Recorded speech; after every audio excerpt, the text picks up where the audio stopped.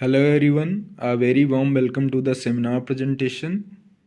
I am Abhishek Kumar Maurya, a faculty of Engineering and Technology, University of Lucknow, going to present my seminar presentation on the topic of artificial islands. So let's get started. These are the major outlines which I am going to discuss. First is introduction, then I will discuss why there is a need of construction of artificial islands. Largest artificial island according to their size. I have made a table for that. What are the factors that need to be considered for design of artificial islands? What types are loads that are imposed on artificial islands? What is the process of artificial island construction? What are major advantages and its disadvantages? Then I will discuss a case study which I have done on Palm Jumeirah. Then I will discuss what are the major key challenges and solutions during construction of artificial islands. Then we will draw the conclusion. An artificial island is an island that has been formed by humans rather than formed naturally. They can be vary in size from they can be very small for supporting a single pillar of a building to a very large for supporting the entire communities for population settlement. Why there is a need for construction of artificial islands? In the recent year, we have seen that the population of world has increased more than 7 billion. So the land required for other industrial activities or other agricultural activities has been decreased. The main purpose for design of artificial island is as follows: tourism and recreational purposes, extended airport runways, wind energy in seas and ocean can be generated by making a platform using artificial islands. Underwater mining of mineral resources can be done by artificial island construction, which will provide a platform for the machinery for drilling operations. Oil and petroleum drilling platform can be built by artificial island construction. Infrastructure development of ports and airports can be made by artificial islands in the oceans. Here is a list of largest artificial island according to their size. First is Leopolder. It's in Netherlands. The purpose for the this island was towns and agriculture. Its area is 970 kilometers square. Second number is Kansai International Airport. It's in Japan, as the name suggests. It's an airport. Its area is 10.68 kilometers square. The number third is Hong Kong International Airports. It's in Hong Kong. The main purpose was airport. Its area is 9.4 kilometers square. The number 4 is Port Islands. It's in Japan. The main purpose was housing and its area is 8.33 kilometers square. The number 5 is Chibubu Centraire International Airport. It's in Japan. The main purpose was airport and its area is 6.8 kilometers square. The number 6 is Ogijima.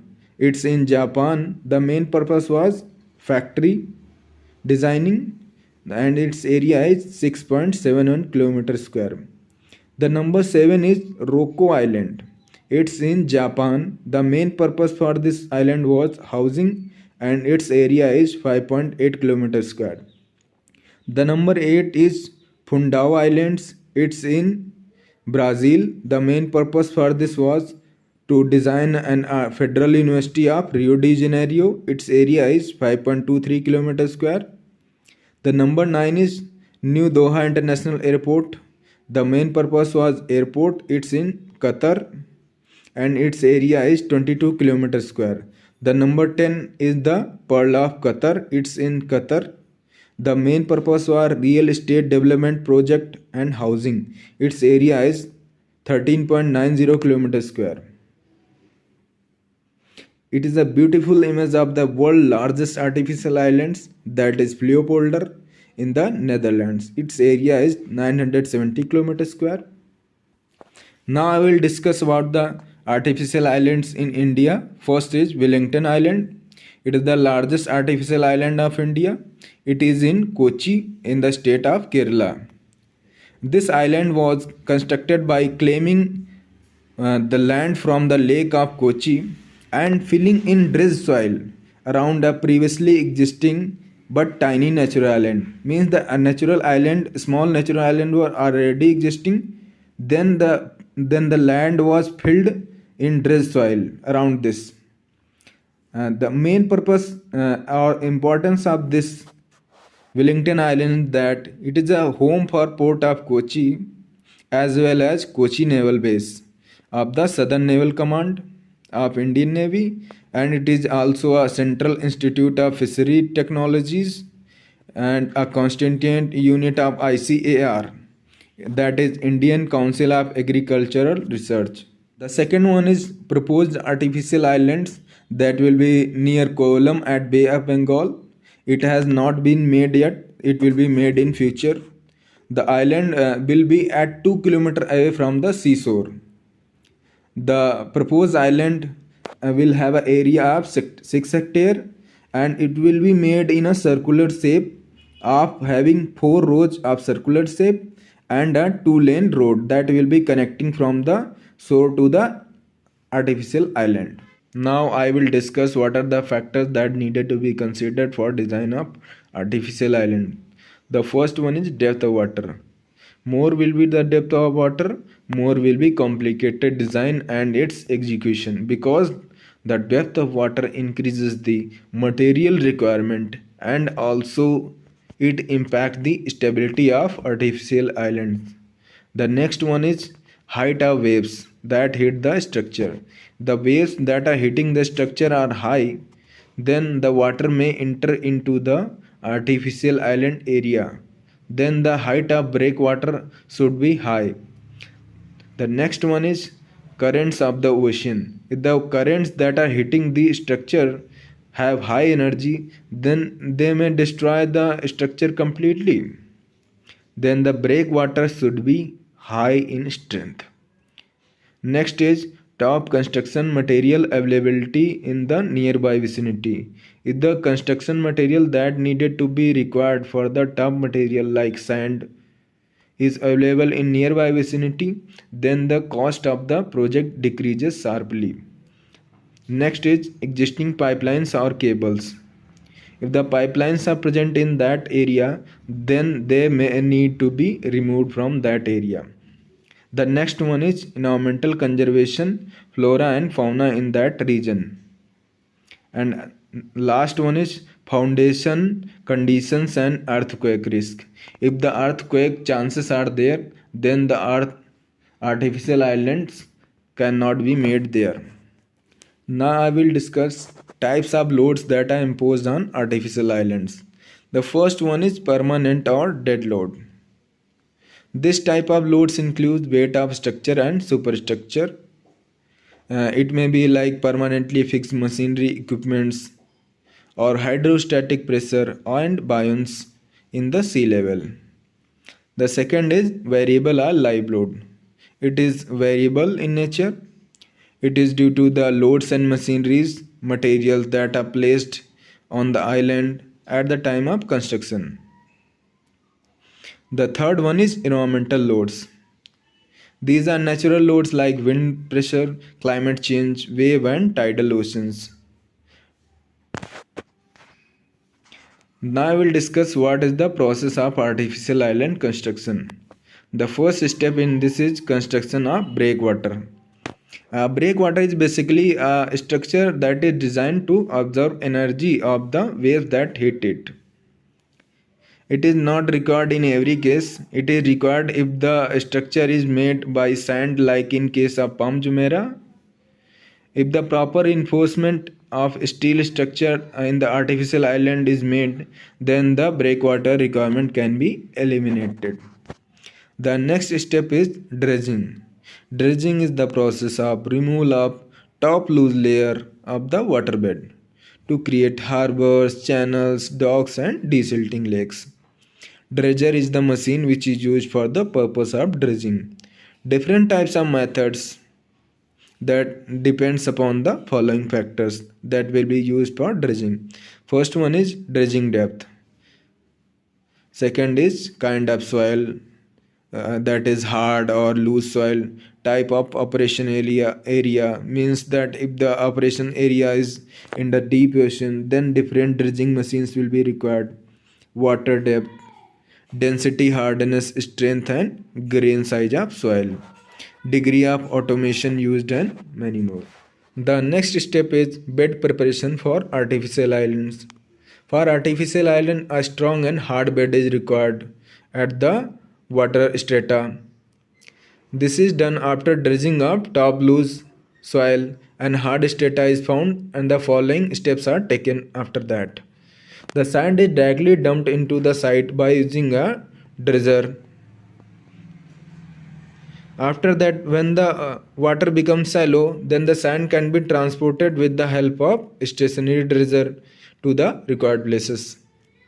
The sand which has been dredged into the site is protected from waves that they may take away the sand which has been filled in the site by using rack, revetment, and armor rocks. To reduce the soil erosion, suitable grass can be planted on the site because grass has the ability to reduce the effect of erosion of waves. The next step is concreting. The following steps are taken in the concreting process. To support the boundary rocks, temporary tube piles and sheet piles are driven into the seabed. After that, boundary rock bunds are placed on either side of the sheet piles. To remove the seawater from the islands, uh, between the rock bunds and hydraulic fill is deposited. To protect from the waves, concrete armor units are placed permanently. And after that, to stabilize the structure, piles are driven into the seabed. After that, coffer dam is installed using removing the inside part of artificial island. After that, a thick base slab is laid at the base. The next step is reinforced concrete retaining wall is built around the island that will protect the island from the waves, currents, etc. Now I will discuss about the advantages and disadvantages of artificial island. If you take the advantages, there are many. The first is it can be made into any shape, any size, and anywhere. The next is it increases the land area for a country which can be utilized for buildings, infrastructure, and also the land can be reclaimed from the flooding area.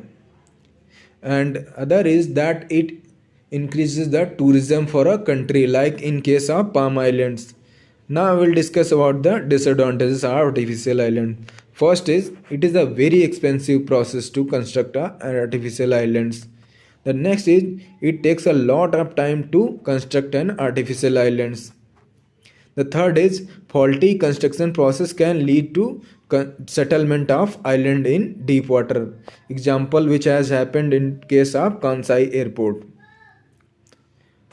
The next disadvantage is that it causes damaging to coral reefs in the oceans.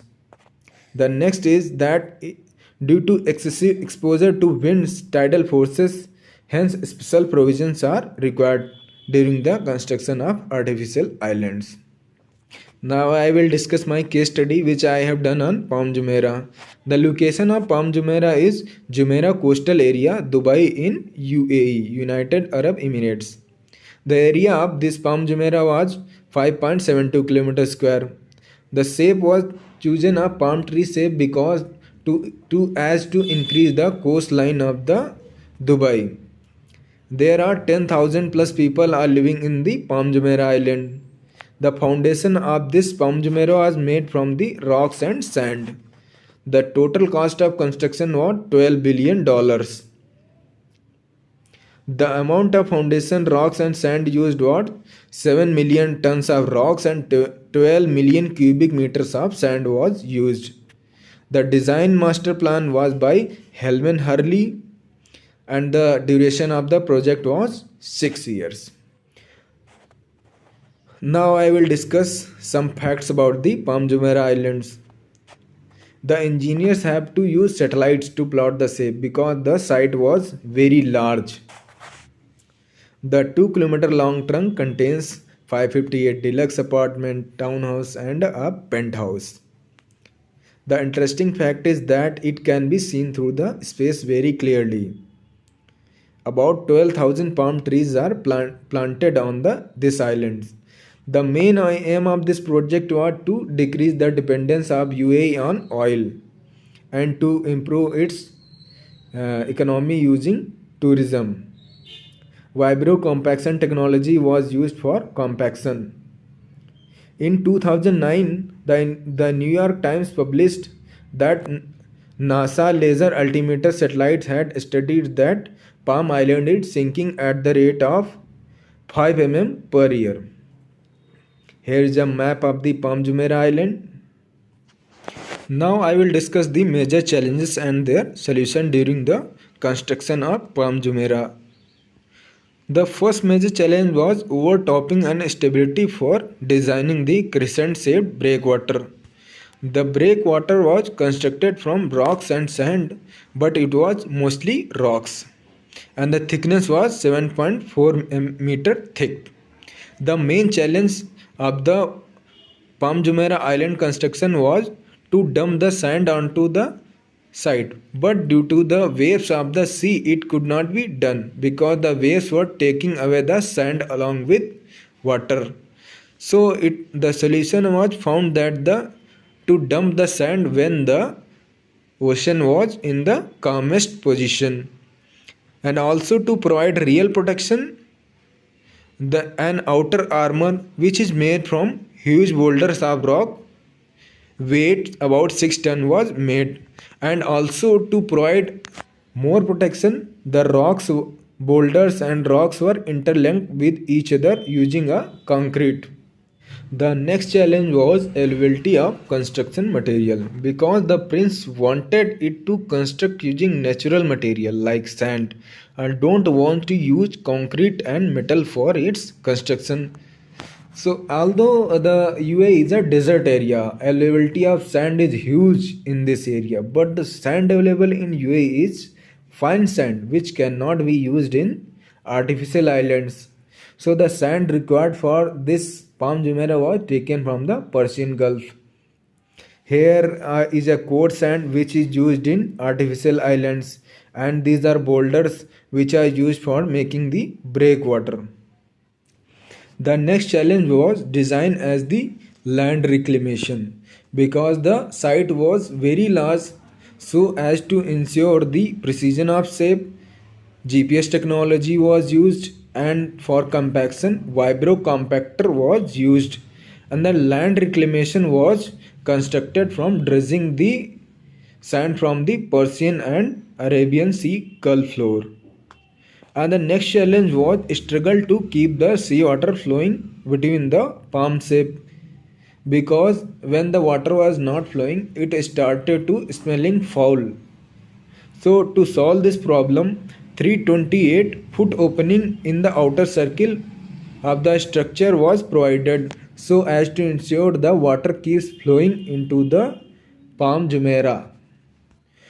Now I will draw the conclusion. Should we make artificial islands or not? As we have seen in case of UAE, it has benefited huge in economical terms to improve the tourism sector of UAE. Also, it has helped significantly UAE to improve its rank in tourism. According to the Global Tourism Report by World Economic Forum, UAE gained the 25th rank. And also it has benefited UAE to decrease its dependence on oil trade. Today UAE attracts tourism from worldwide, also attracts investment. Also other benefit of the artificial island is that it can be used for making the naval bases. Like in case of India, we can make a naval base in Indian Ocean to protect and secure our coastline. Here is a list of references for my seminar presentation on artificial islands. First is Salahuddin and Bayana in the topic of marine environmental impacts of artificial island construction, Dubai, UAE. It was published in Duke University Library 2006. The second is Bahman Abai Diba. It was in the topic Legal Regime of Artificial Islands in Persian Gulf, published in Soochow Law Journal in 2009.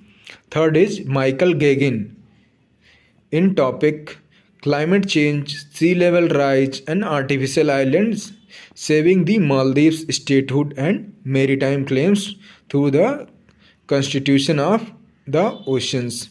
It was published in Colorado Journal of International Environmental Law and Policy in 2012.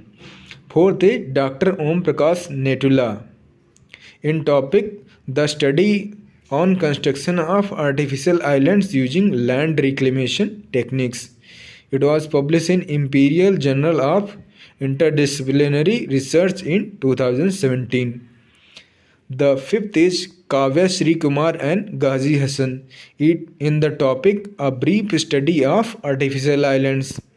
It was published in Center for Public Policy Research in 2022. Thank you.